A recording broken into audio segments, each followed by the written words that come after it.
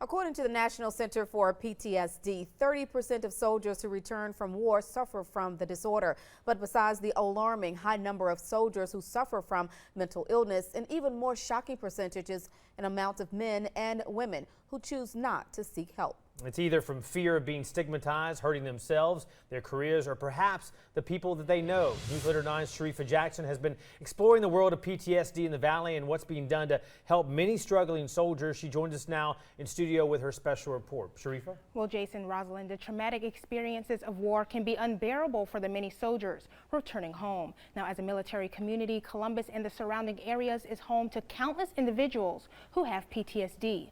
That's why one man is making it his mission that no soldier has to suffer in silence. Korea, Iraq, and Afghanistan. Those are some of the places the brave men and women went in order to protect our nation. On the front lines of combat, thousands gave their lives. But for the men and women who returned home, the number of people affected is much larger, and the impact of war lasts a lifetime.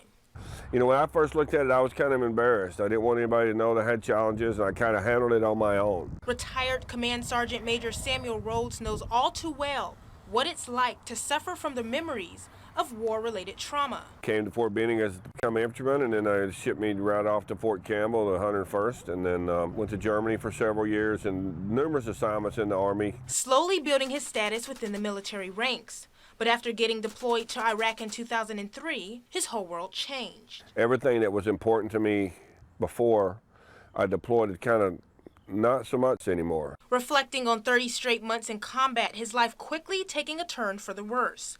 Getting so bad, he even had thoughts of suicide. Because of how bad it got, of thinking about it, these guys made the ultimate sacrifice, and I'm still here. You know, so it kind of makes you feel like, hey, why not me? Finding too much time to really remember some of what happened, the events, and then it caused, you know, a lot of sadness. What happens in post-traumatic stress disorder is because my sense of safety in the world has been turned upside down. I feel the world's unsafe, or not safe, and therefore the very thing I need, which is safe, caring relationships, I distance myself from, I push back from.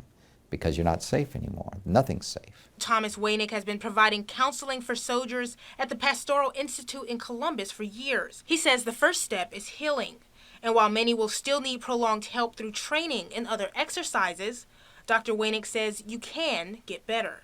We get better, and we're wired to get better, and the vast majority of people will get better. For Rhodes, his solace was in horses. I found that horses were very helpful to me, you know. A distraction to his PTSD symptoms, Rhodes started caring for the horses, leading him to start his own outreach program for fellow soldiers called Warrior Outreach. We do Veterans Home Assistance. We get them involved in community service. You know, everything that we do is oriented around family and veterans. So it's quite dynamic, and it takes away all your free time. For some, it may be horses. For others, it may be time with family or even working out. But Rhodes says you should never suffer alone. If you got post-traumatic stress, you've got to seek help. You can't just sit back and wait for help to come to you, even though we got a lot of great people looking to see if you do.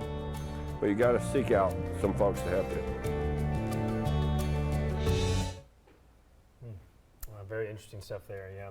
And so, you know, Sharifa, you were talking about the getting help and the first kind of realizing you need help. I've talked to some widows, you know, of people that have committed suicide. Some of these soldiers. I mean, you have to act before something like that happens, right? Right. And Rhodes, he also has started with the Warrior Outreach. It's for families as well, and they don't do just horse therapy. They also have music therapy and other counseling outreach programs for people, and it's all free. Wow. That's a great thing that it's free. It's great to see them using these other resources to help them get the care and get what they need to become better.